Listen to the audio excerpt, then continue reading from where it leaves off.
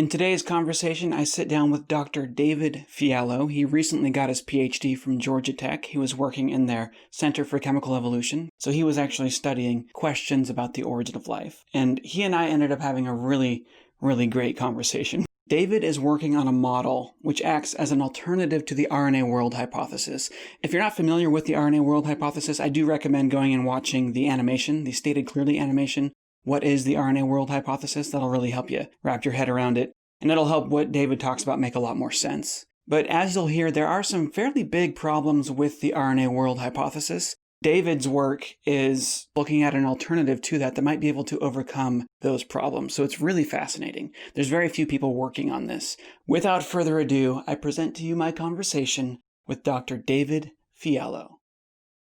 We met, it was probably my second year at the Center for Chemical Evolution where we met. We actually might have met the first year that I was there, but I think both of us were new, and I met so many people that year, and I think the same was true for you. So yeah, I remember meeting you the second year that I was working with the Center for Chemical Evolution, and what I remember is we'd all gone to like a bar afterwards. I just remember about you is that you are very intensely fascinated in this question, like almost to an aggressive level. You were talking about just some of the problems with how you get the process of evolution to work and these prebiotic, cases. And I just saw you as just aggressively throwing yourself at this problem. And my first question for you is, what got you so interested in the process of evolution? And then we'll talk about, your passion for chemistry here too.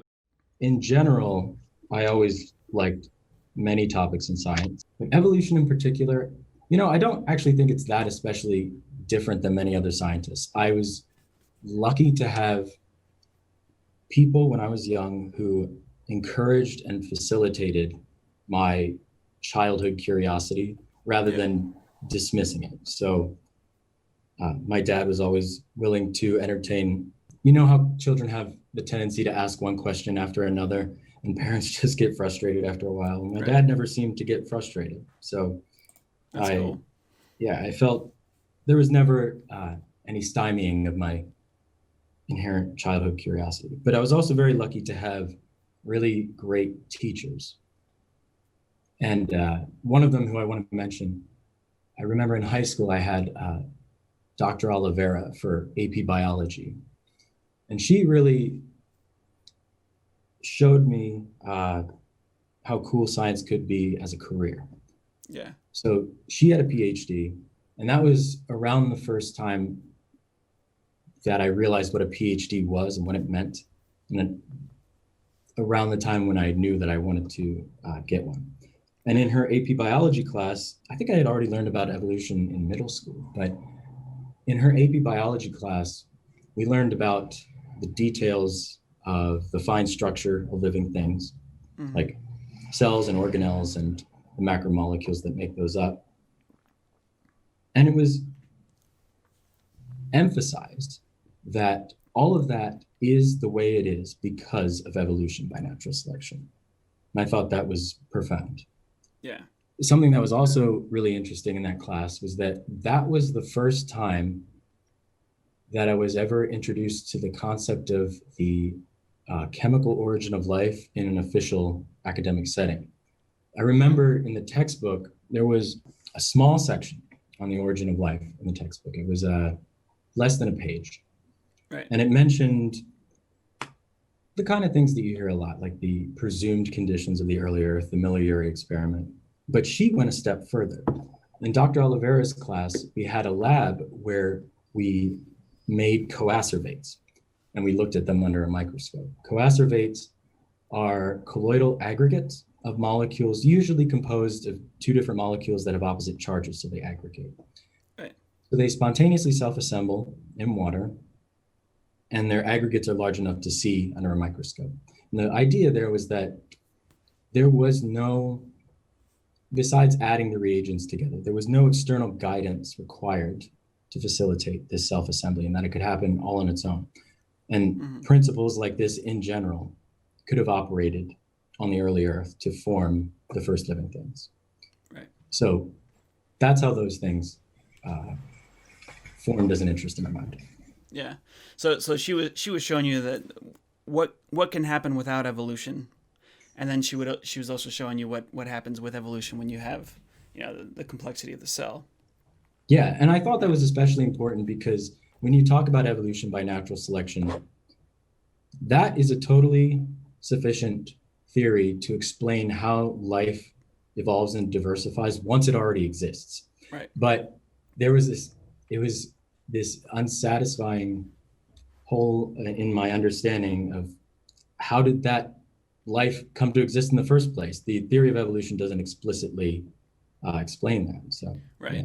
Right, and that it's you having that, like, really wanting to solve that problem was what I noticed, Yeah. like very early on when I met you. How long have you been at the Center for Chemical Evolution?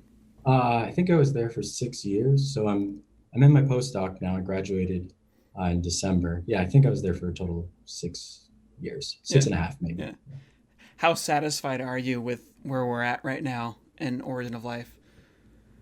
Well, Like, I'm happy with the progress we've made. I'm not disappointed. yeah, Uh, Obviously, there's still a lot to be done, but I think the CCE accomplished its goal of leaving a mark in the field of origin of life science that will be remembered for, I don't know, centuries maybe.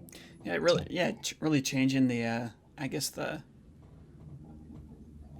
direction of flow of where it's headed now. It's been super interesting working with them.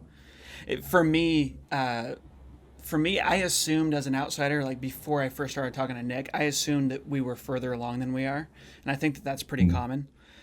I didn't understand how complex this question is, but it's been really, really satisfying to see the scientific process and just how it is that we're actually trying to solve this problem very systematically, very carefully, one thing at a time, and just we can't get ahead of ourselves, right? You can only progress from where we're at right now.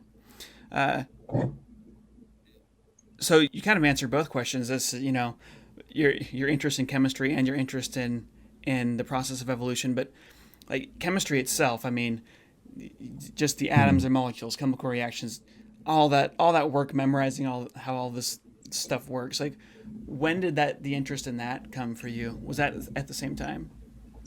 Yeah, around the same time. So, like I said earlier, there were never any significant barriers. I was very lucky in my life to not have any significant barriers to learning placed on me. And I had an interest in chemistry, like other topics in science. But chemistry, I really latched on to after realizing that chemistry was the appropriate level of reductionistic reasoning that was required to explain life.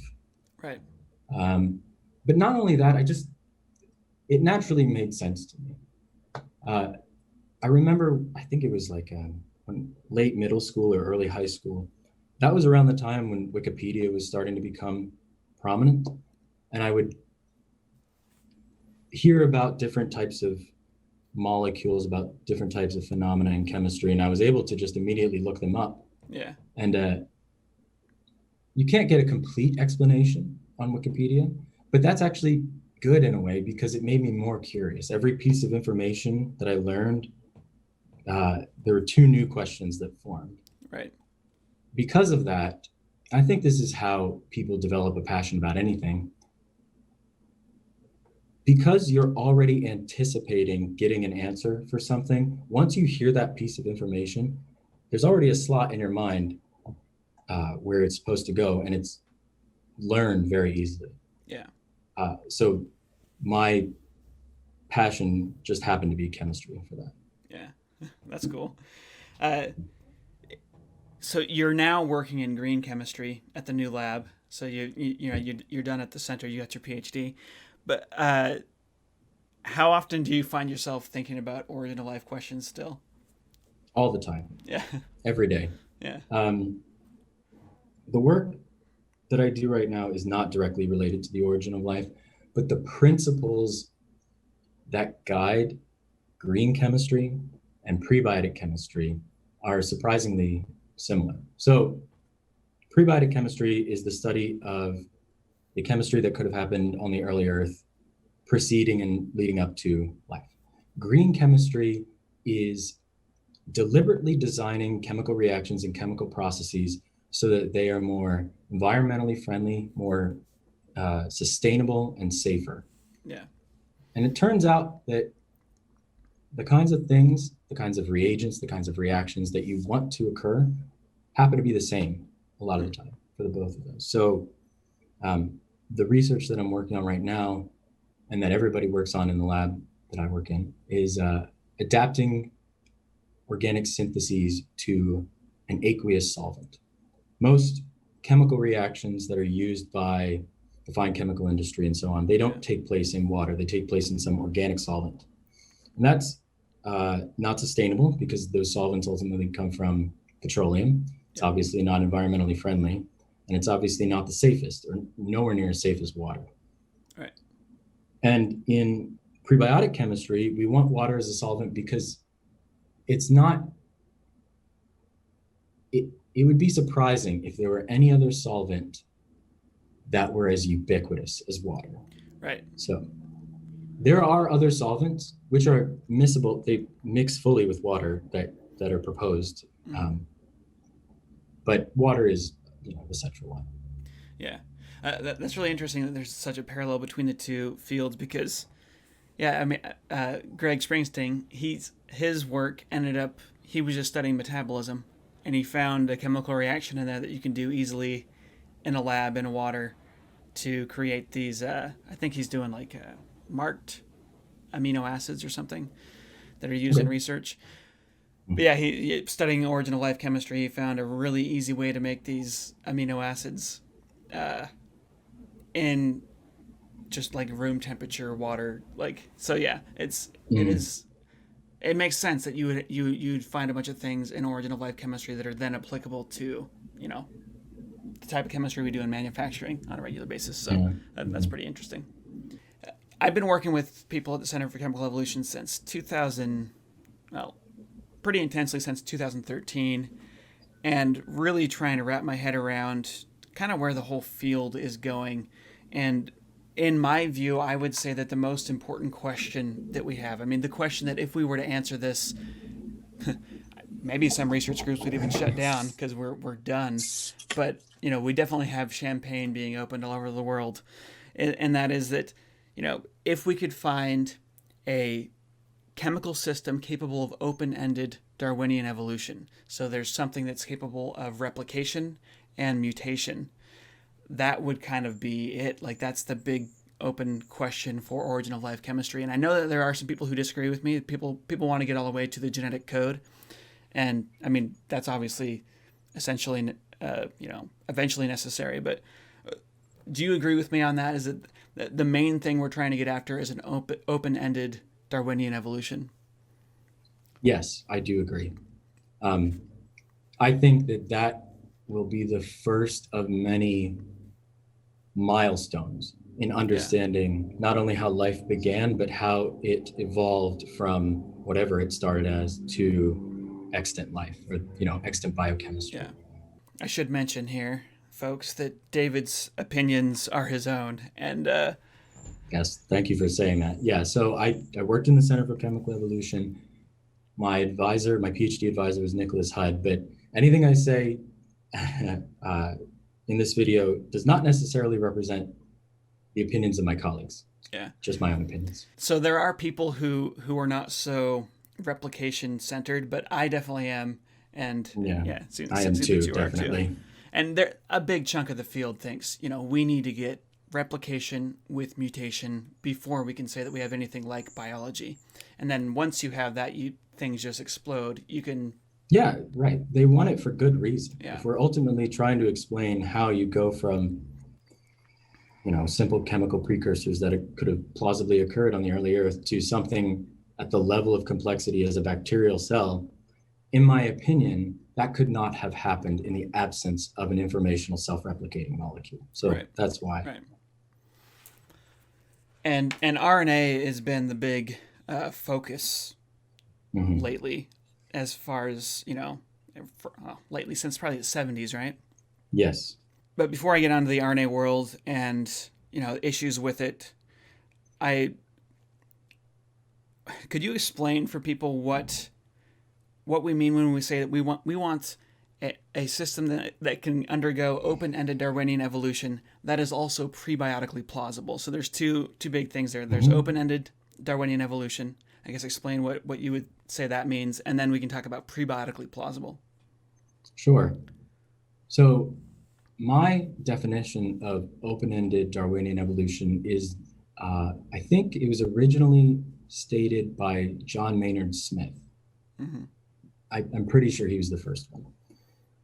And the idea is this: if you have some sort of self-replicating molecule, like RNA, it doesn't necessarily have to be RNA itself, but similar to RNA. It's going to be a chain of digits, and every single one of those digits is going to be one of several possibilities. So in RNA, these digits are called nucleotides, and there are 4 possibilities, which are given the abbreviations A, U, G, and C. Yeah. So for an RNA molecule that is length, that's 20 nucleotides in length, the number of possible sequences that are 20 nucleotides in length is 4 to the 20th power. That's a large number, but that is not so large that number of molecules could never exist. Right. I think open-ended Darwinian evolution is what happens when you get genomes that are so large that the number of sequences that could possibly exist is vastly greater than the number of sequences that do in fact exist or could be produced on the Earth just by the number of atoms on the planet. So I think the human genome, for example, has, I believe, 3 billion base pairs. Sounds so that right, means there's 4 to the 3 billionth power possibilities for the identity of that sequence. And that, I'm fairly sure, is vastly, vastly greater than the number of atoms in the universe, which means that if you have a system that's evolving that has that many possibilities to it, it will never exhaust evolutionary possibilities. There will always be room in sequence space for it to evolve open-endedly. So I do think that is necessary. Yeah. The way that I kind of think about open-ended evolution, we had I had someone ask the other day if there is a limit to how much information can come about through evolution, and there definitely are constraints on evolution. Like, you can't just go from a dog to a bat, for example, without a selective process that makes that make sense. Like, there needs to be an advantage for each little incremental change. Yeah. So there are constraints like that on evolution, but as far as like the amount of genetic information or what can evolve, what types of mutations can evolve, we have gene duplications, we have point mutations, and you can see that just the mechanisms that we found in biology today for mutations to occur. You can change any string of DNA to any other string of DNA. It's truly open-ended. There's nothing stopping that from happening. You can increase the length of a genome. You can shrink the length of a genome. The options are endless, right? Yeah, it's relatively unconstrained. Yeah. Yeah. But as for prebiotic plausibility, that term is sort of a pernicious term. Right. So if you read papers in the field of prebiotic chemistry, you'll come across this term, plausibly prebiotic or prebiotically plausible, which is just meant to say that this system that we're proposing could have happened with some reasonable probability on the early Earth. So just from that alone, it's not well defined, and everybody's definition or everybody's criteria for prebiotic plausibility is different. So I think the most important thing when you're proposing a prebiotically plausible system is the law of parsimony. You want to invoke the fewest assumptions in order to adequately explain some phenomenon.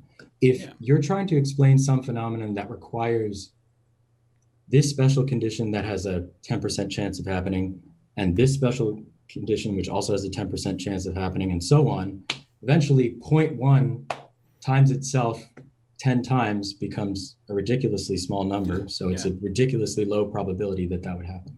If you invoke fewer and fewer assumptions like that, then it's more likely that your scenario could actually occur. I think that we're at a stage in research right now where we're not, almost everything that everybody's suggesting is pretty unlikely. So that concept still needs refinement. Yeah. So what we want to get is we want to get a system that is capable of open-ended Darwinian evolution, and we want that system to be so reasonable that we could be like, yeah, that could have happened on Earth or on Mars or wherever it is that chemistry happens to work in. Sure. That could have happened in a dust cloud, whatever, in space. So we want to be able to come up with something that works reasonably, that everyone can get on board and be like, yeah, that could have happened. And we want it to give rise to open-ended Darwinian evolution. The interesting thing about this is something that Ram has always driven home for me ever since I started working on this, is he says, we're never going to discover exactly how life originated on Earth. We can just discover how it may have originated on Earth and how it might be coming into existence in other parts of the universe right now. So that's really interesting. And I totally agree with that statement. Yeah. And then NASA is interested in this too, because they want to know if there's life on other planets, and do we need to quarantine people when they come back from the moon? I mean, all of these types of things. The first time that we went to the moon, we put everyone in quarantine afterwards because we didn't know if there was like space bugs that they would have or something. So NASA's been very much interested in this for very practical reasons. We want to know if there's a danger of an organism being out there, or a danger of us killing an organism that's out there by accident, right? Yeah. So that's better safe than sorry, for sure. Yeah. Really interesting. So I guess to kind of summarize that, in general, origin of life chemistry right now is about getting to this system that's capable of open-ended Darwinian evolution. And the main idea, the most popular idea, is that RNA, chains of RNA, were the things that first achieved open-ended Darwinian evolution. This is kind of the big idea since the 70s that people have been focused on. And the reason for that is that chains of RNA can act as enzymes. They can actually catalyze chemical reactions within their environment. So they, according to their sequence, what their sequence happens to be, they can fold up into three-dimensional shapes and actually participate in their own survival, essentially. And then they can also act as a template for their own replication. So through base pairing, hypothetically, in a prebiotic environment that was set up just so they could actually make copies of themselves. And right now, in order to allow chains of RNA to make copies for themselves, I believe we always have to use an enzyme. Am I correct on that? Or not always. Okay. So there are often enzymes are used, but in the study of the RNA world hypothesis, there are a number of methods. There are some ribozymes which have been produced by, they kind of are all related actually, because they're all derived from one original ribozyme that can facilitate self-replication of a template RNA strand. Okay, so just to be clear to the audience, a ribozyme is an enzyme made out of RNA only. So yeah. But the nucleotides that they use, so nucleotides, in order to stitch together, they have to have a property that we say is that they're activated. Right. They have to have some chemical energy that is dissipated in order to link them together. So a nucleotide on its own is not inherently activated, and it's very difficult to get that nucleotide to polymerize.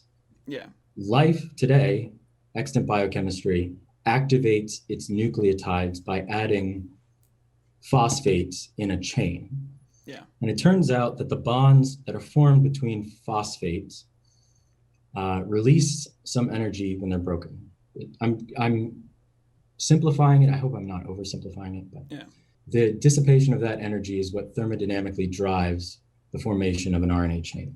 Okay. Now, there's prebiotic issues with those chains of phosphates, but there are proposals of how to activate RNA nucleotides without these chains of phosphates. And that's another method that people use to polymerize RNA. So what they'll do is they'll take the nucleotides, they'll either pre-activate them by some conventional synthetic means, and then take these activated nucleotides and put them in solution with some catalyst, or they'll activate the nucleotides in situ. So they'll have them in the solution that they're using to simulate some prebiotic environment. They'll add some sort of chemical reagent that activates them, and then they'll, perhaps by a template-directed process, they'll polymerize or oligomerize, really. Okay, so if you have activated nucleotides, you can get replication to occur without an enzyme that's actually stitching the new chain together.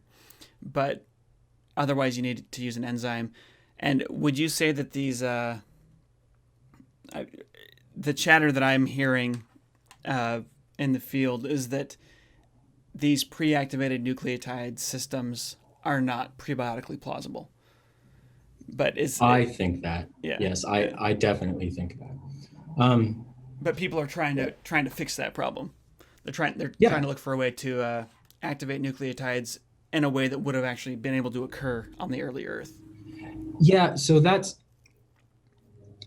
we should definitely spend some time talking about this, because this is okay. So chemical activation is what life uses today. RNA is what life uses today. RNA has a lot of properties, like the ones you just said, that make it an attractive candidate for the first self-replicating molecule on the early Earth. But just because RNA has those properties, which kind of solve an apparent chicken and egg paradox in the Central Dogma, that doesn't necessarily mean it was the first self-replicating molecule to emerge on the early Earth. Right. Additionally, just because the mechanisms of replication are one way in extant life, that doesn't mean that they were that way on the early Earth. Right. And I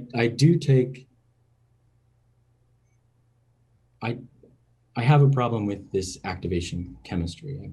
I think that I said earlier you should invoke the fewest assumptions possible. Yeah. I think that it's imparsimonious to invoke chemical activating agents. I would greatly prefer if there were a system that could polymerize or oligomerize without the use of a chemical activating agent. Right. The reason I think that is because chemical activating agents, as it so happens, are not that stable in water. They can be broken down by water.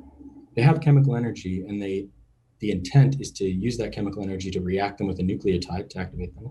But they can also just dissipate that energy in a useless way by hydrolyzing. This term hydrolyze, it means to be broken down by water. Right.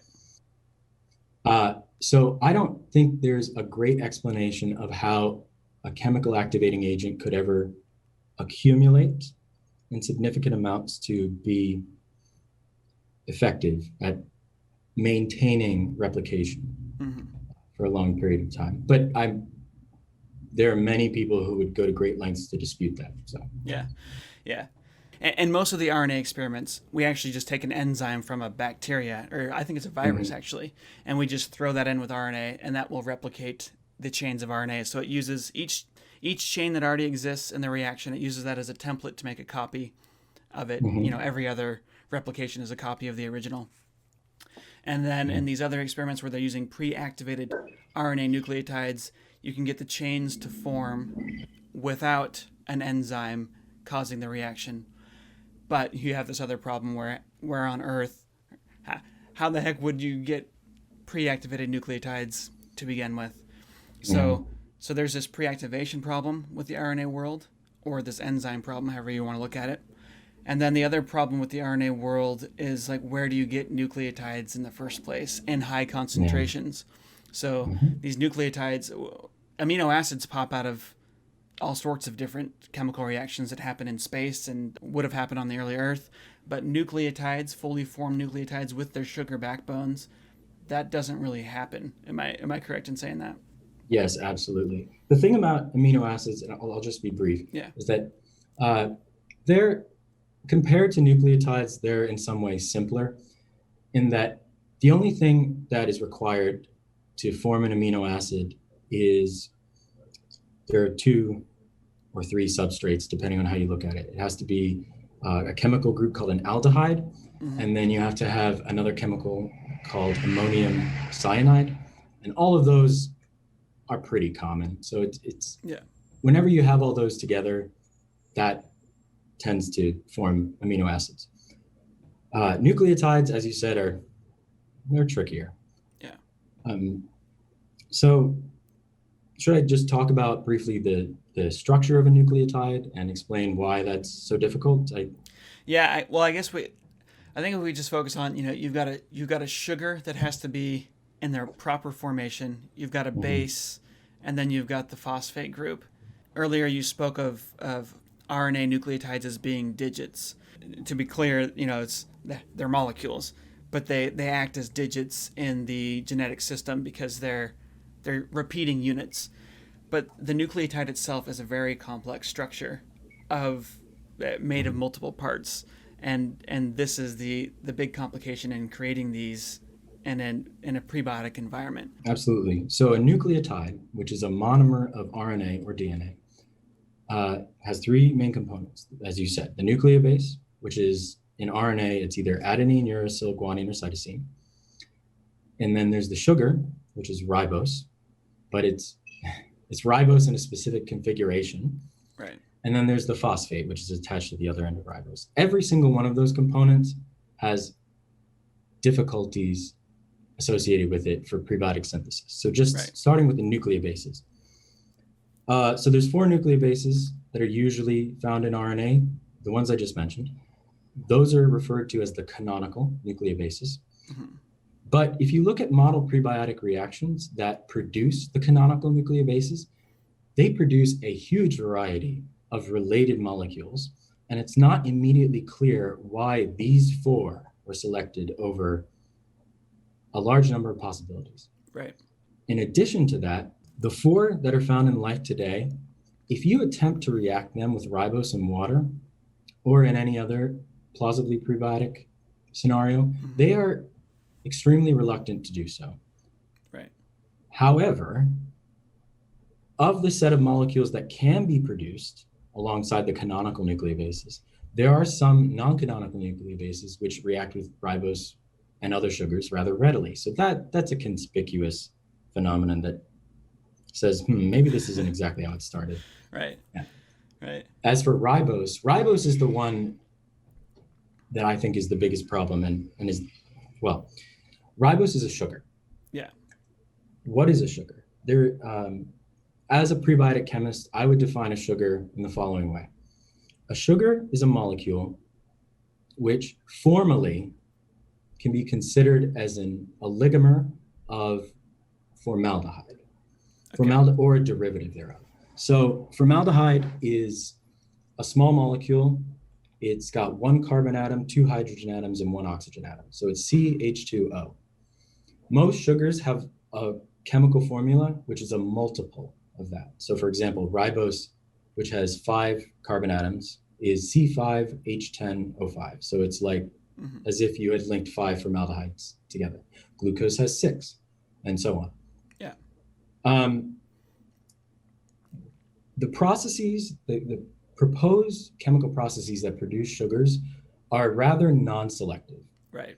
They don't just produce ribose, they produce literally hundreds of other sugars. Yeah, what's the synthesis called? The famous one that just produces a mess of sugars. Yeah, the Formose reaction. Yeah, the Formose reaction. There we go. Yeah. Yeah.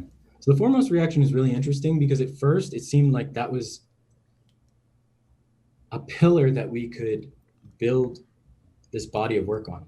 Right. The idea that you could produce sugars that are found in life in a totally abiotic process was a good sign that we might be able to crack this problem. Right. I'm not so convinced anymore on the relevance of the foremost reaction for the origin of life. Mm-hmm. But foremost reaction aside, ribose itself can exist in several, I don't want to use a technical term incorrectly. It has several different structures that it can adopt and still be considered ribose. Right. There's 4 of them, or 5, depending on how you count it. Of those 5 possible configurations, there's only one that's found in nucleotides, and it's not immediately clear why it's that one. Right. Additionally, if you could get ribose in that form, you could attach a nucleobase to it at that specific position. Then there's 3 other reactive groups. They're called hydroxyl groups. Mm-hmm. And 2 of them need to be linked together by a phosphate in a very specific way without linking the other one that's left over. And even if you could get the linkage in the correct way, you haven't addressed the problem of how you attach that phosphate in the first place, which is a very difficult problem. Okay. Yeah. So the nucleotide consists of a base, a sugar, and a phosphate. Mm-hmm. And getting the bases to form, we do see the bases form in prebiotic reactions, right? So yeah, that's probably one of the easier concerned things. about that one. Yep. Yeah. So the bases can form fairly readily in all sorts of different reactions. The sugars, I guess you can get sugars to form, but they form in just random configurations. And then to try and get a sugar in the right conformation to match up with the base and match up with the phosphate, all on the proper spots of that sugar, because there's multiple spots where those things could attach. All of that is just a complicated mess. And it seems like the Sutherland group has found what they consider to be a partial solution to that problem by growing it in a different way. But the arguments that I've heard are that it's not really all that prebiotically plausible. And then secondly, it's not producing nucleotides in high enough concentrations for us to kickstart the RNA world, right? I definitely take the most issue with the first point that you made. Our body of work in the CCE obviously does not exist in a vacuum. There are other proposed solutions to this problem that are mutually exclusive with ours. Yeah.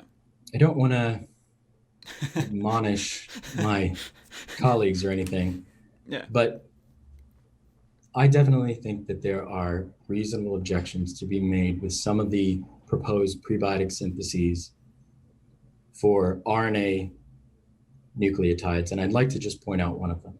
Yeah.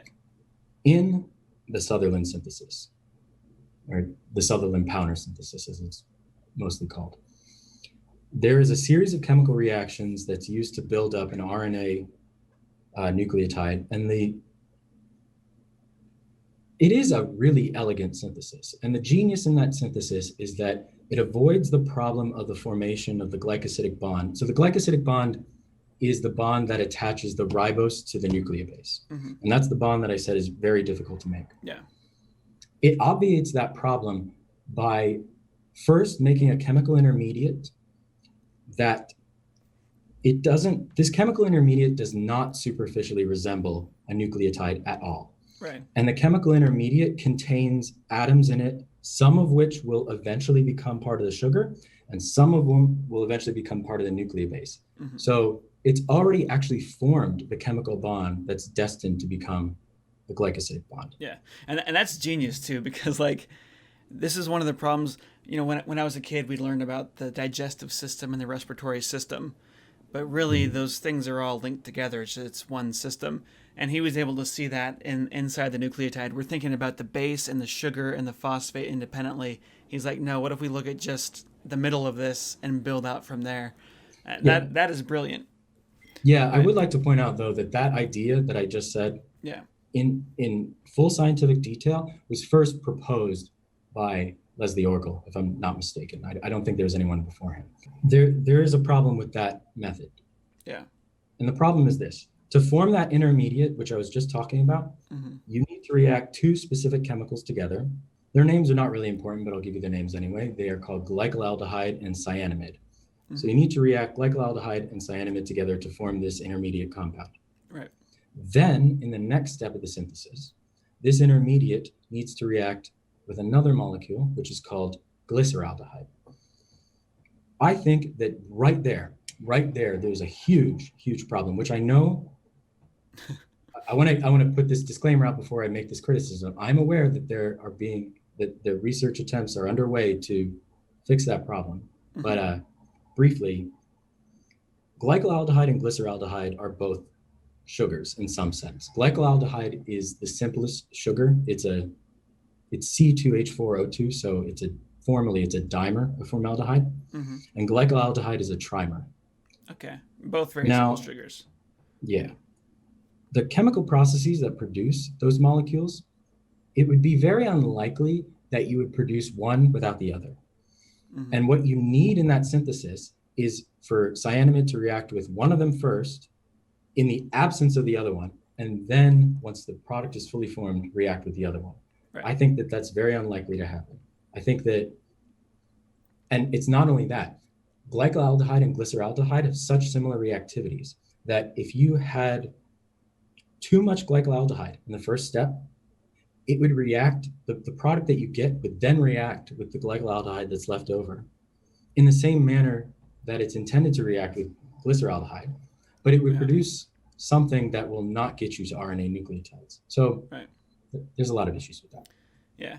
Yeah. And one thing I want to point out is that pretty much every model that people are working on does have lots of issues, and the people that are working on the model, they know what those issues are. Yeah, and absolutely. Usually the reason that they're working on the model is because they think that those issues are solvable. So, you and I are both pretty far outside of the Sutherland group's work, so they might have something really well figured out that's just not yet published, or there's all sorts of things that could be going on. They have things that are published in order to solve that problem. Yeah. So there are reagents that you can use that can selectively precipitate glycolaldehyde and so on, or it might be glyceraldehyde. And anyway, they have proposed solutions. In order for the entire research field to be satisfied with this answer, we really need to get it down to where everyone can agree, hey, this is prebiotically plausible. Mm-hmm. And because that phrase prebiotically plausible is a little bit fuzzy, what that actually means, it's, time will tell what it's going to take to convince everybody that we found something plausible. But I do think that once someone does it, it's going to be pretty obvious. Like the community, it'll be obvious that it either works or that it doesn't quite work. I am less optimistic. Yeah. Because I think that this field will advance in the correct direction eventually. But I think that will occur not because we convince our competitors that we're right and they're wrong, but because we will convince more of the next generation of scientists than they will. Right. Yeah, they say science advances by funeral, right? Yeah, one funeral at a time. That's a quote attributed to Max Planck. Yeah. All of this is to say that you and, I have seen Nick do quite a bit of work on the RNA world, but I've also read his papers criticizing it. There's My Grandfather's Axe paper that he did I think he did that with Rom and Brian Cafferty. Yeah, Rom, Brian Cafferty, who was my graduate student mentor, and Lauren Williams. Yeah. So they're saying, look, RNA is what we see today, and it's very exciting. However, it's quite possible that something easier to build in a prebiotic setting was the first true evolving entity, and RNA just was more efficient, so it eventually won out. Just in the same way that, like mammals outcompeted dinosaurs eventually, right?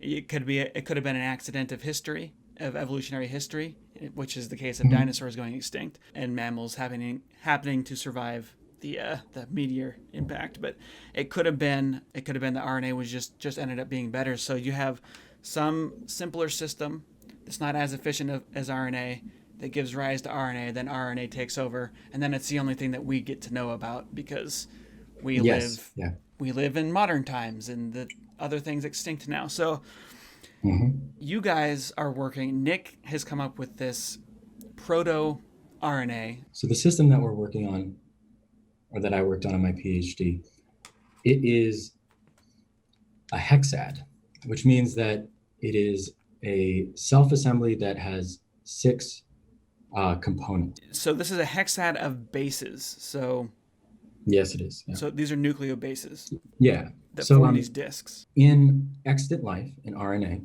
nucleobases pair with each other. Mm-hmm. Adenine and uracil form a pair, and guanine and cytosine form a pair. And they do so by what's called complementary hydrogen bonding. And that structural motif was first elucidated by Watson and Crick, so it's usually called Watson-Crick base pairing. Yeah. But those 4 molecules, those 4 canonical nucleobases, are not the only heterocyclic compounds that are capable of complementary hydrogen bonding. There are many, in fact. Now, the canonical nucleobases usually only pair on one face. That's the term that's used. There's one edge of the molecule that displays hydrogen bonding donors and acceptors, and those faces meet in a complementary manner. Right. But it's possible for a molecule to have more than one face. And that's the molecules that Nick and I studied. That's what they have. They have 2 hydrogen bonding faces. Okay. And the way the hexad works is that you have 2 different types of nucleobases, which are complementary to each other. And they are complementary all the way around in a circle, so that you have 3 of one type and 3 of another type in an alternating fashion. Right. Hence the hexad. The system is forming hexads instead of just simple base pairs. And then those discs can stack up onto each other to form these big, long, would you call them polymers? I guess they're not polymers yet because they don't have a backbone. We call them non-covalent polymers. We call them supermolecular assemblies. Yeah, that's right. So this system, it's kind of surprising that it works in water, actually, but this system is the final iteration of a series of hypotheses that Nick had about what the first proto-RNA looked like. So Nick had this idea. He may have had it as early as his postdoc at UCLA. And the idea was that it's strange that if you have the RNA mononucleotides, they do not spontaneously self-assemble in water. So if you just have the monomers, say you have adenosine monophosphate and uridine monophosphate, unless they're at a very, very high concentration, they do not spontaneously associate by complementary hydrogen bonding in water. But there are ways to get around that. In order to provoke supermolecular assembly, what you can do is make the molecule more hydrophobic. In other words, you can make it less, I don't want to personify, but less attractive to water. Less attractive to water. And the most common way to do it is just to make the heterocycle bigger. Because if you make it bigger, then the phase that it exposes to water, which is not the same as the hydrogen bonding phase. Wait, sorry, is it the heterocycle? Oh, I kept using that term, sorry. Yeah. A heterocycle is a technical term in chemistry, which means it's a compound whose molecular structure is cyclic. The hetero prefix in that term refers to the presence of nitrogen or oxygen atoms. There's a reason that we use that. It's a technical reason, but nucleobases have carbon, hydrogen, oxygen, and nitrogen, so they're heterocycles. Right. So bigger heterocycles have larger surface areas that are exposed to water, and that's unfavorable.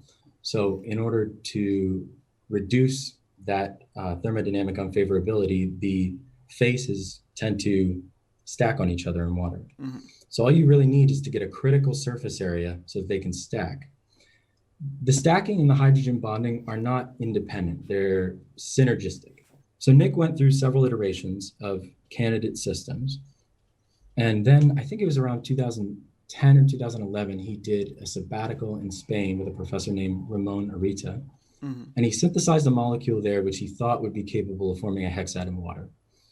And he brought that molecule back to the United States and he gave it to a graduate student named Brian Cafferty and an undergraduate named Michael Chen. And they really ran with it. They superbly mapped out not just that molecule's supermolecular assembly, but the supermolecular assembly of a whole class of related molecules, some of which are perhaps prebiotically plausible. The reason that that hexad is so attractive is because it allows for the spontaneous self-assembly of monomers in water. Okay. That's So the fundamental reason. monomers will come together into groups in water, and we don't see that happening with RNA. So if you have a chain of RNA, a single nucleotide can come to it and attach to it through this hydrogen bonding, through this Watson-Crick base pairing. But if you just have a bunch of random nucleotides, they will never attach to each other. Of the canonical nucleotides. Yes. The canonical nucleotides. So Brian Cafferty and it was Brian Cafferty and who else? Michael Chen.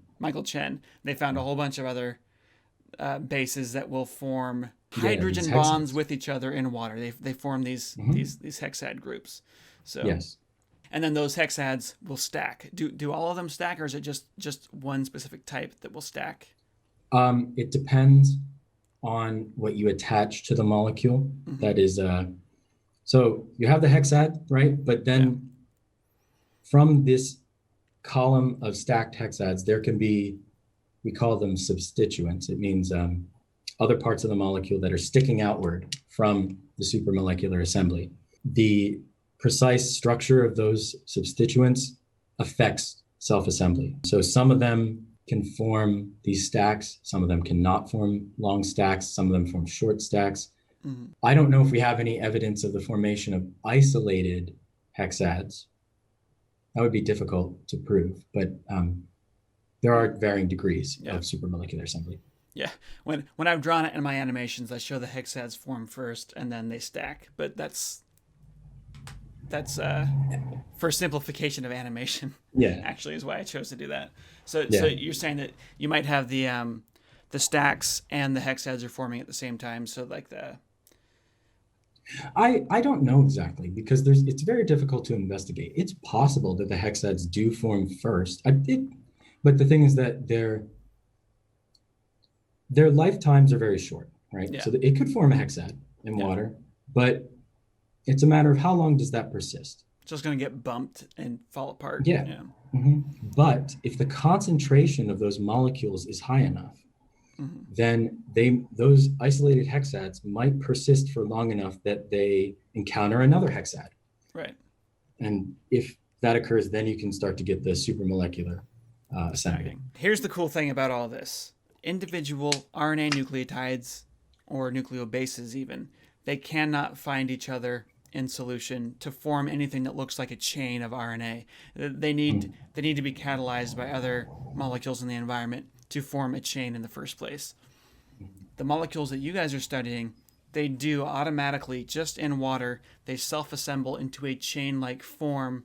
They're going to form into these big, long stacks. It looks superficially like a chain of RNA, but there's not covalent bonding forming a backbone yet. So this is kind of where your work comes in, right? Yeah. Is finding a backbone that will form covalently. Because what we want, you could form these chains, or these stacks, and then those stacks could end up breaking apart if the temperature changes or the pH changes, but they would be attached still on the backbone to form actual long polymers, right? Yes. So everything you said is exactly correct. So Brian Cafferty, in his PhD, he mapped out a set of non-canonical nucleobases, which I've also called heterocycles, which are capable of self-assembling according to the stacked hexad motif. Right. So I picked up where he left off. The concept or the rationale is as follows. If we're willing to accept that the nucleobases of pre-RNA are different than those of RNA, it's reasonable to assume that all of the components of RNA could have been different and could have been perhaps substituted sequentially over chemical or biological evolution. Yeah. What's important is the principle, that the fact that they can base pair with each other and act as templates for their own replication. If that's what we care about, then we don't need to worry about RNA specifically at this point. Yes, I completely agree. So Brian and Michael figured out the nucleobases that can do that. I wanted to elucidate certain principles of the backbone of proto-RNA. Right. So in my PhD, I would say everything I did falls broadly into two main tasks or endeavors. One of those is, what are the rules that dictate how these nucleobases that Brian and Michael studied, what are the rules that dictate how those nucleobases attach to a candidate backbone? Mm-hmm. Are there rules? And if there are rules, what are they? And what are the properties of this chemical backbone that allow it to oligomerize or polymerize in a prebiotically plausible manner? No enzymes needed. No enzymes. Yeah. And hopefully no activating agents. Right. It turns out that some of the molecules that Brian and Michael studied are also very chemically reactive.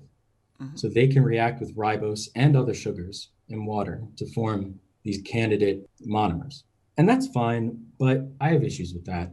Just to hone in on one of those issues, even if you could form those, you still need to link them together by phosphorylation. Right. So the backbone of RNA and DNA contains a chemical moiety. A moiety means a group, a chemical group, called a phosphodiester. Mm-hmm.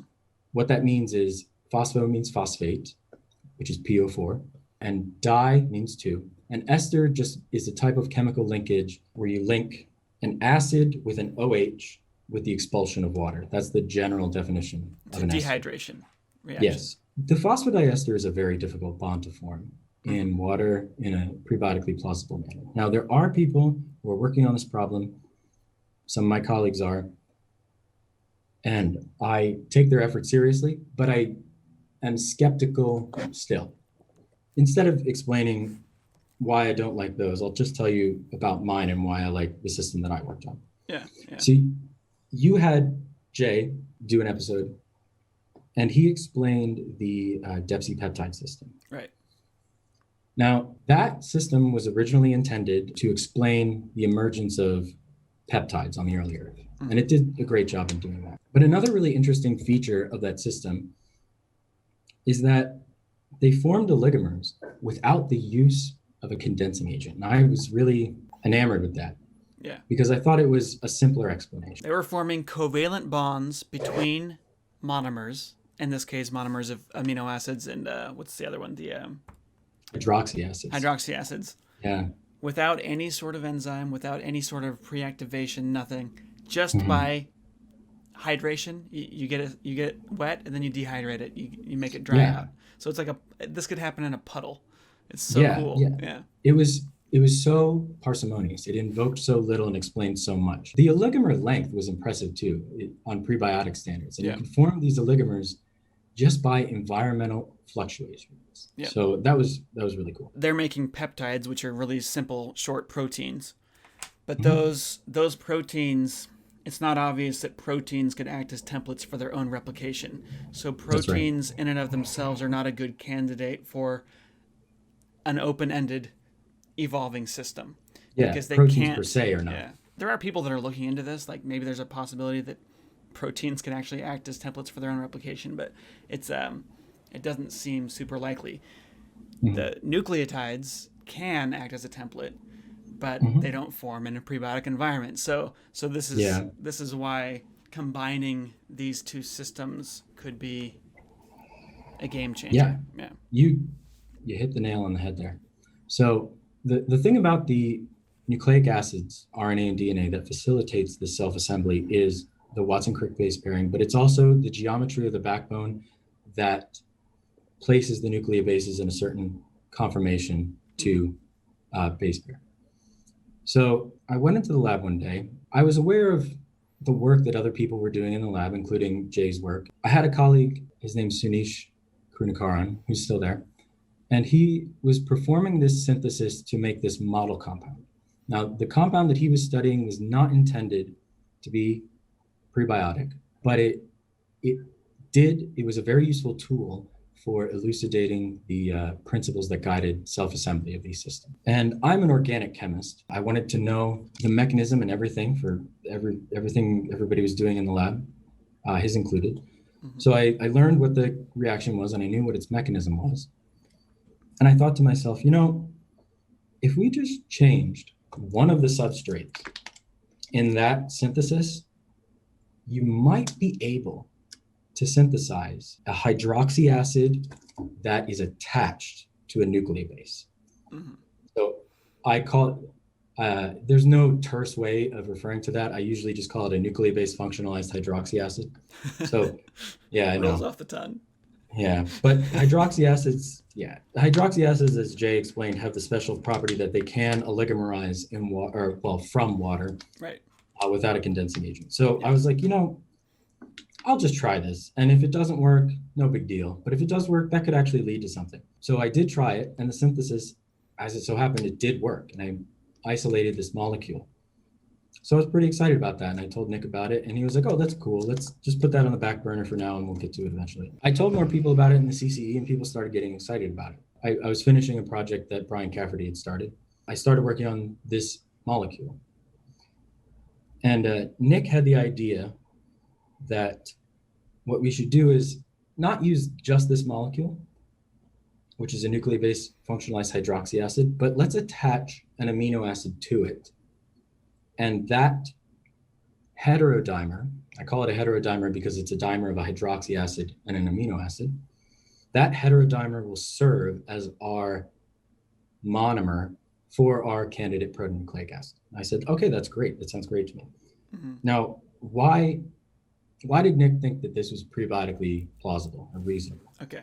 The reason is because from Jay's paper, what they found was that the peptides that you form, they tend to always have a hydroxy acid on one end. And there's a good reason for that. Mm-hmm.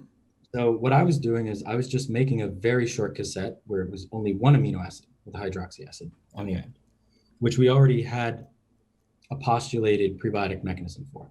Yeah. So the backbone that would form from that would have alternating ester and amide or peptide bonds. This word, by the way, organic chemists tend to call this chemical bond an amide. Yeah. Biochemists tend to call this chemical bond a peptide, but they're the same thing. Okay. If you have a polymer that has all amides, that's called a peptide. If you have a polymer that has a mixture of esters and amides, that's called a depsipeptide. Okay. So the system that I worked on for most of my PhD was a depsipeptide nucleic acid. Yeah. Yeah. And there were a lot of interesting things that came from that. So yeah, you're making what are essentially complete nucleotides at this point. Mm-hmm. And now but they're protonucleotides. Yeah. So, yes, yeah. So yes, they're nucleotide analogs that can form in what is arguably a prebiotic environment. Are these monomers stacking in these hexad? Some of them are. So remember how I said that it depends on what the substituent of the nucleobase is? Yeah. So in some cases, the substituents are too big.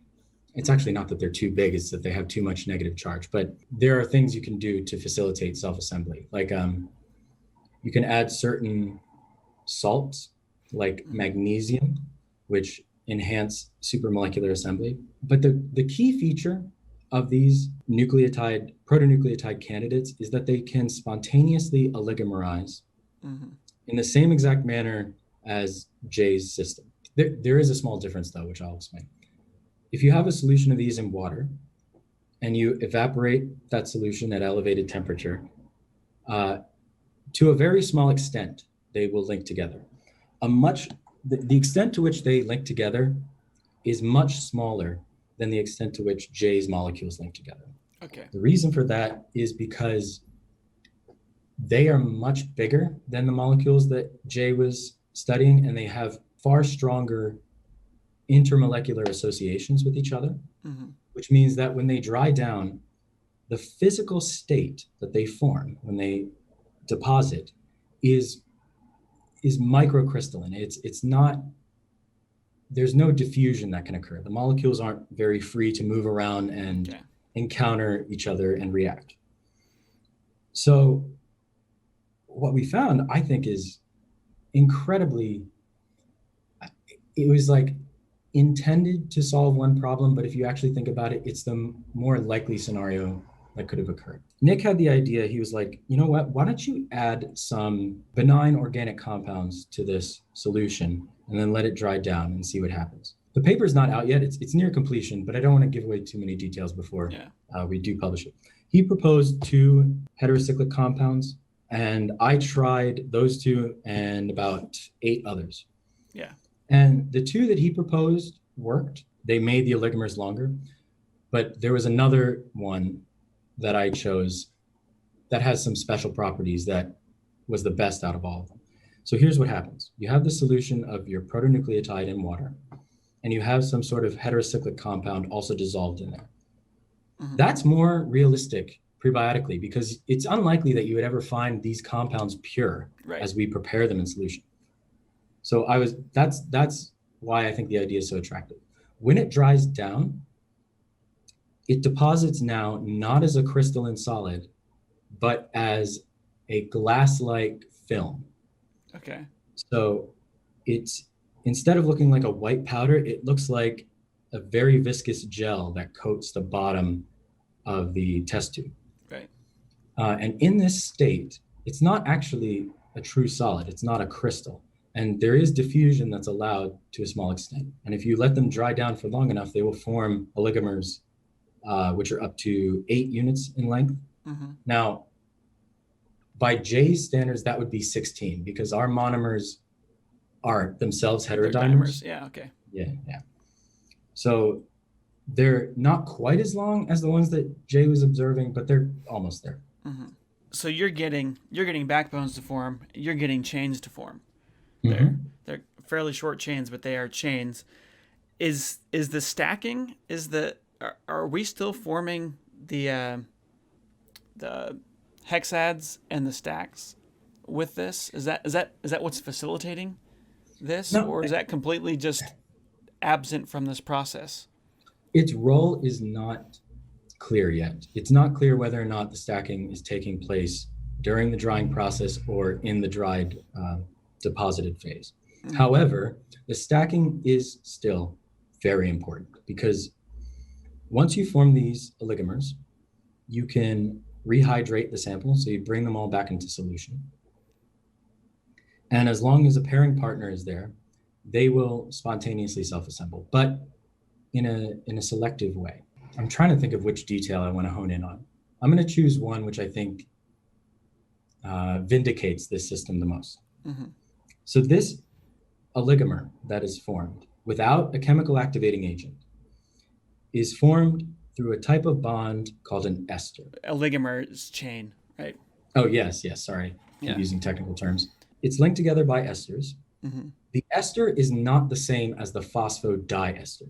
So people would say, how does this really get you closer to understanding the origin of RNA? Mm-hmm. Not only that, the ester is vulnerable to hydrolysis. So in other words, if you leave it in water for a long enough period of time, it will be broken down by water. Yeah.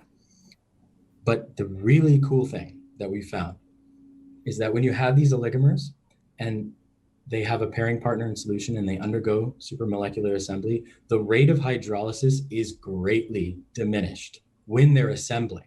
Okay. So I think that that's profound because that to me solves a lot of problems because we were only studying the molecules, which we kind of already knew would self-assemble. But what if you had formed molecules alongside those that don't self-assemble? Mm-hmm. Well, if we have this cyclical system of drying down and wetting, the ones that don't assemble will be broken down, and the ones that do assemble will survive to an extent. So now you have a rudimentary, very rudimentary mechanism of chemical selection. It's not the same as natural selection in the Darwinian sense, but it does lead to complexification of the system. Yeah. So essentially what you're doing is you're forming chains that are covalently bound. So when you heat up or when you add water back to the solution, they can split up, but they maintain their sequence, right? Yes. Mm-hmm. And do these have random sequences, or is it always the same sequence? Or according to the data that we collected, they are very close to what you would expect from a purely random nucleotide incorporation. And that's really cool because that means that we have an aperiodic crystal, which is exactly what RNA is. It's exactly what DNA is. It's an aperiodic crystal, which means that if it can act as a template for its own replication, then you can get evolution to happen.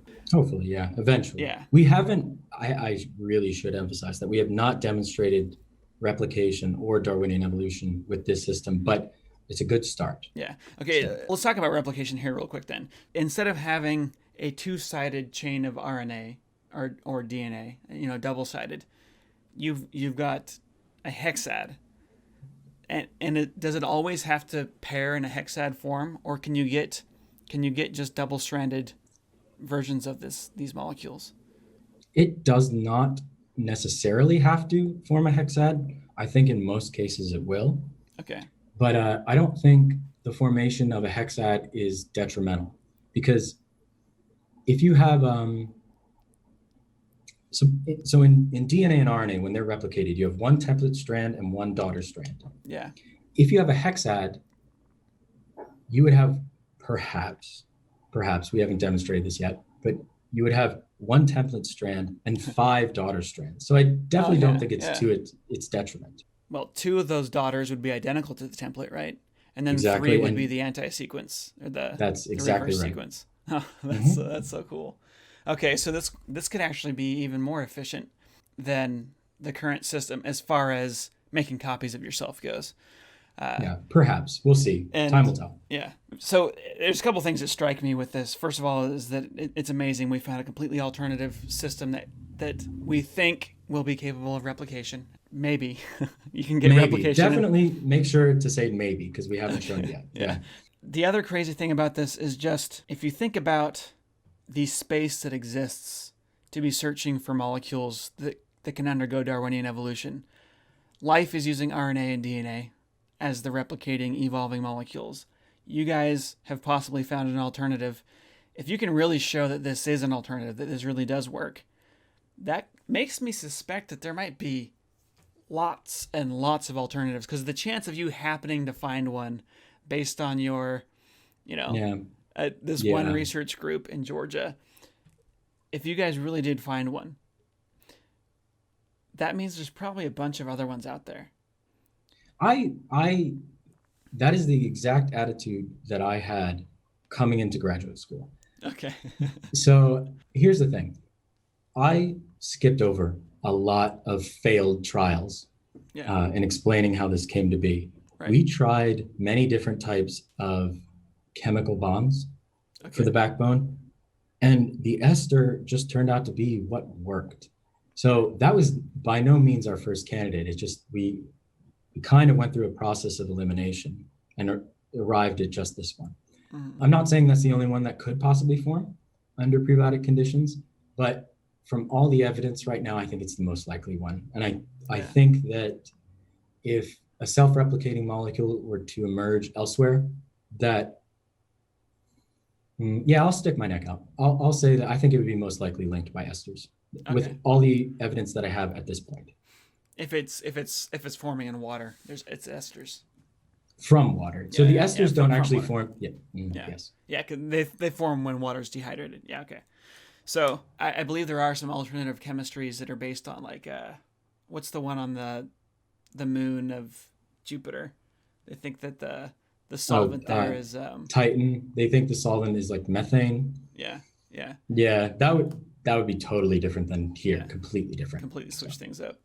Mm-hmm. So if we have water as the solvent, you're saying that you're pretty convinced that esters are going to be the backbone. I'm saying that with all the evidence we have right now, that is the most likely candidate.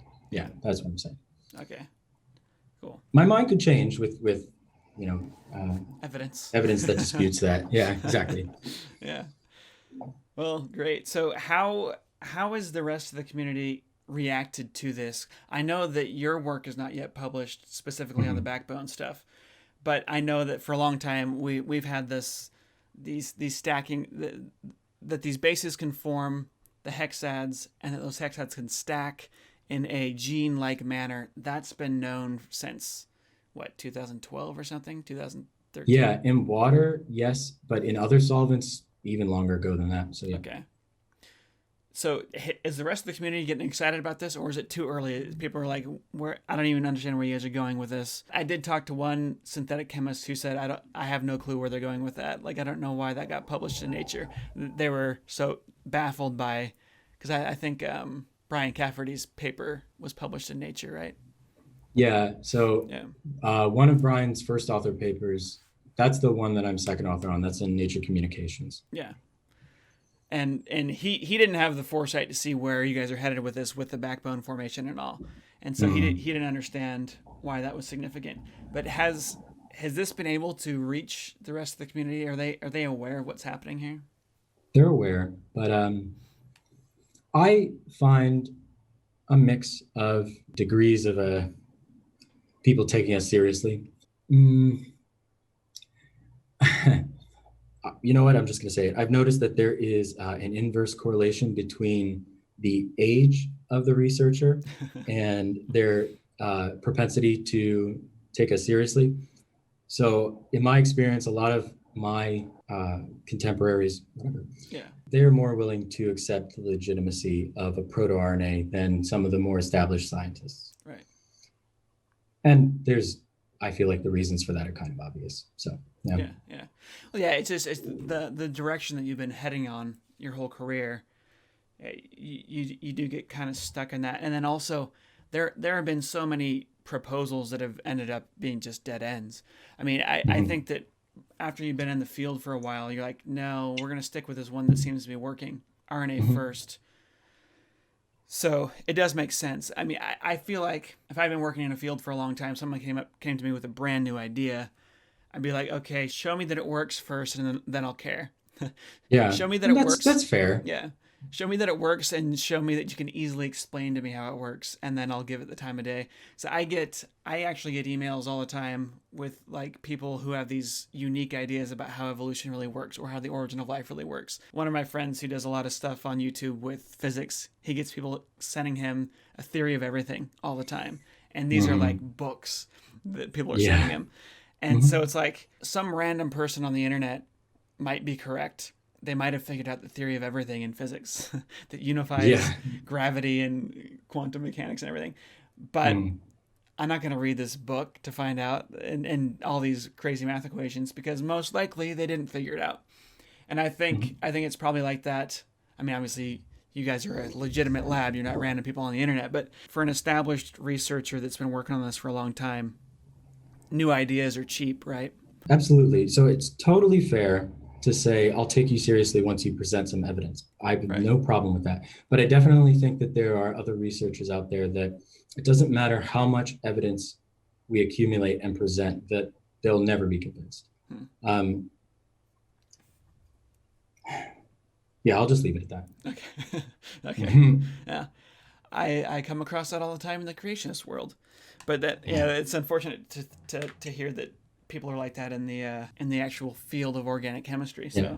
But another thing I want to add is that the people who have been studying the RNA first hypothesis have a 50-year head start on us. Right. It wasn't until recently that our lab and a few others have seriously attempted to elucidate properties of a proto-RNA. So we're in the very beginning stages. I feel like we get a lot of unfair criticism sometimes because people say, they give me an argument which logically reduces to the following. They said, well, you haven't shown how this can evolve into RNA, so why should I care? Right. I don't think that's a fair criticism, because if we're going to investigate proto-RNA, we have to start somewhere, and we're not going to know all the answers at the onset. Yeah. Well, the RNA world has the same problems. Like, how do you go from RNA to protein synthesis? Yeah. And of course, when you're first starting a puzzle, you're not finished with the puzzle. Yeah, of course. Yeah. But yeah. Okay. Well, that's really cool. I think this is the first time I've really understood start to finish what's going on here. And hopefully, for my audience, this was fairly technical, but it's worth just listening to these more technical conversations, because you're going to absorb some of it. And I think one of the most important things to absorb here for most people is that the origin of life is a hard problem. It's not solved yet. And the way that we do science is we have a bunch of people, in this case, competing ideas. And we've got a bunch of people that are dedicated to trying to make them work. And sometimes that dedication is driven by the competition. Like, I want to win. I want to be the person that wins, which is fine. Some of that motivation is we just want to know how this works. And it's those two things together that really drive the progress in a field. So I've been very impressed with the work being done at the Center for Chemical Evolution. I've been really impressed with just seeing how it works, being able to go there and see how it works. I've been impressed with Nick, his ability to, he's the director of the Center for Chemical Evolution, his ability to pull in people from all over the place and really cooperate and really be open-minded. He seems, you're talking about these kind of stubborn people in the field. Nick, to me, maybe I'm wrong, maybe I just have a wrong impression, but he seems to be the opposite of that. He's very much like kind of like a childlike open-mindedness to how this is going. I mean, obviously he's excited about his own research, but he seems very excited about what other people are doing as well. I have seen this type of aggression and stubbornness among different groups in the field, and it was really refreshing to see that was not happening with Nick when I first met him. He's very, very open, and I think this is a great.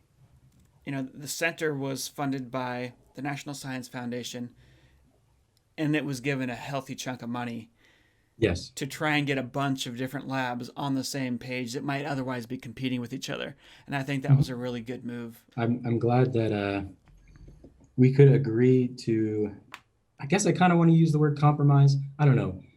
More like fuse ideas and take the good parts of different ideas and combine them. Yeah. Yeah. So do you feel like you have adequately solved the backbone problem for this particular system?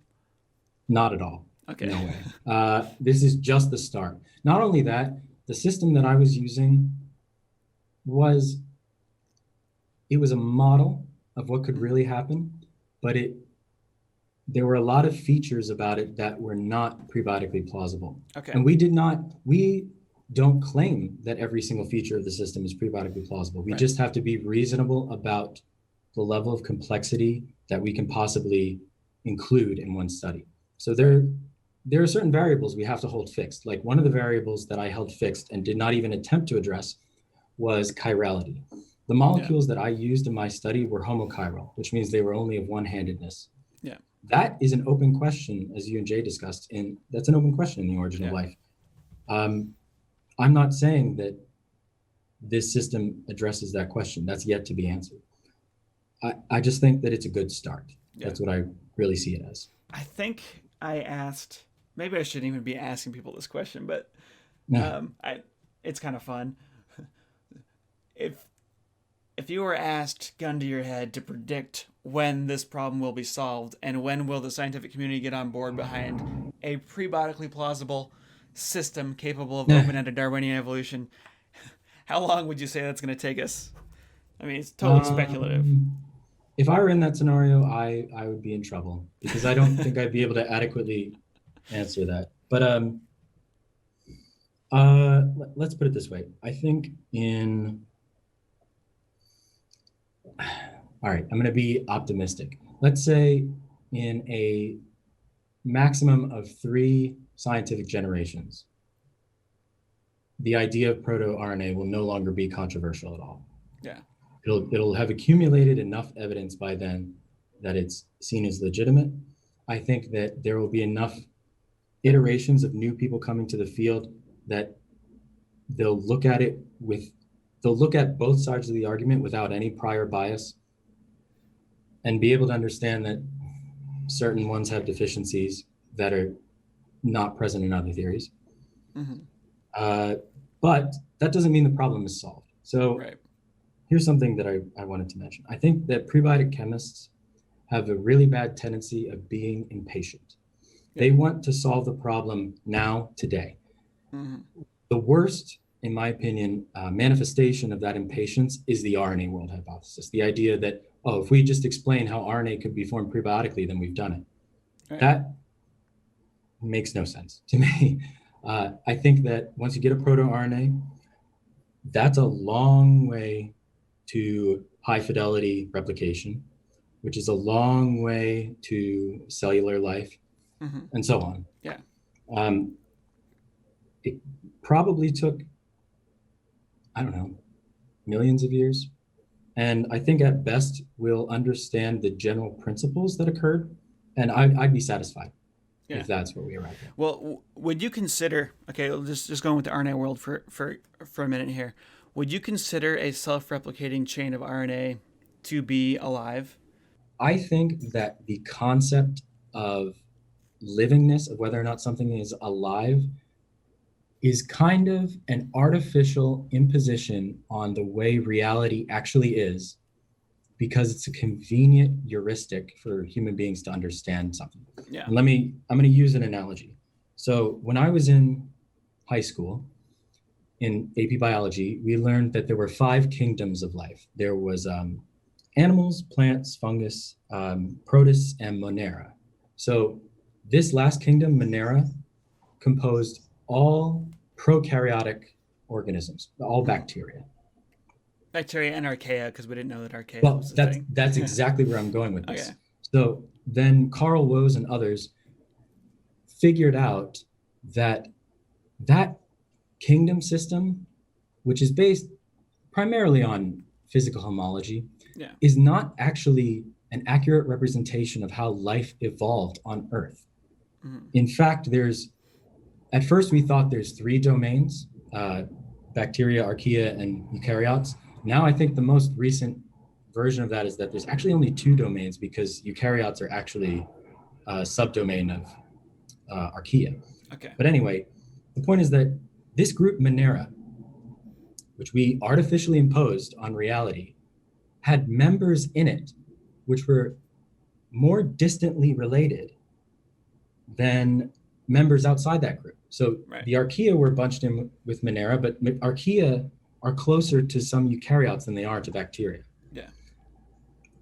I think that attempting to define life and going by this standard of what is living and what is not it's totally analogous. It's an artificial imposition on the way physical phenomena actually are. I think what the reality is that there are self-replicating molecules which have the ability to modify their local environments to different extents in order to maximize their survivability, their perpetuation into the future.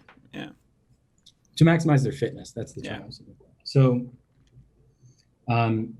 that's the way I look at things. I think, and this is not a new idea, by the way. This I think was Richard Dawkins' extended phenotype. But the idea is that organisms, cells, are vehicles that are local modifications to the environment of genes to maximize their fitness. I think that's what actually exists in the real world.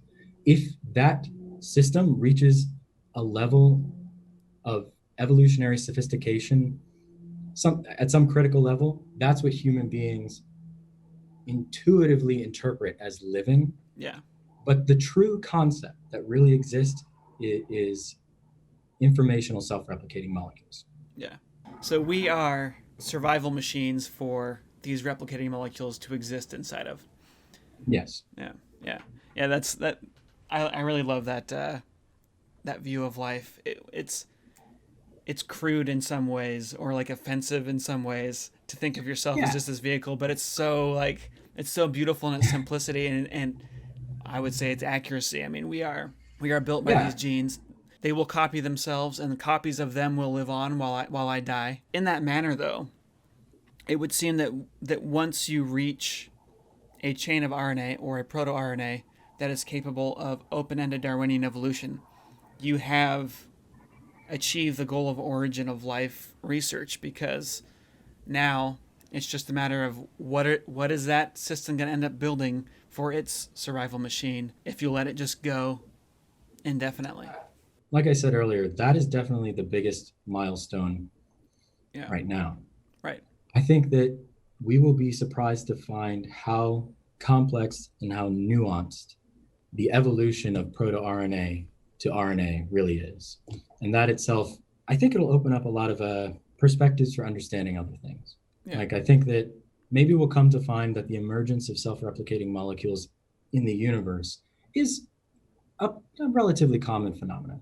But perhaps the evolution of that self-replicating system to a level comparable to a bacterium, maybe that's pretty rare. Yeah. I mean, the chances of it getting stomped out before it does anything interesting. Yeah, Pretty high. absolutely. Right? Or the idea that it will run into an evolutionary dead end. It will never be able to back up and go down the correct road to find a set of chemical reactions that terrestrial life has found. Yeah. Yeah. Oh, that's interesting. That's really interesting. So even if self-replicating chemical systems are common, that doesn't mean that life is going to be common at all, or life that we would recognize, because it's so easy to be snuffed out at early stages. It's kind of like the difference between a campfire and a forest fire. It places constraints on detectability. Yeah. So, yeah. Oh, that's really interesting. Well, David, thank you for coming on here. I really appreciate this. My pleasure. Yeah. Hoping to get Nick on soon, and then Rom. They're going to be seen as luminaries one day, Nick and Rom. So it'll be great to have them. All right, man. Thanks for having me.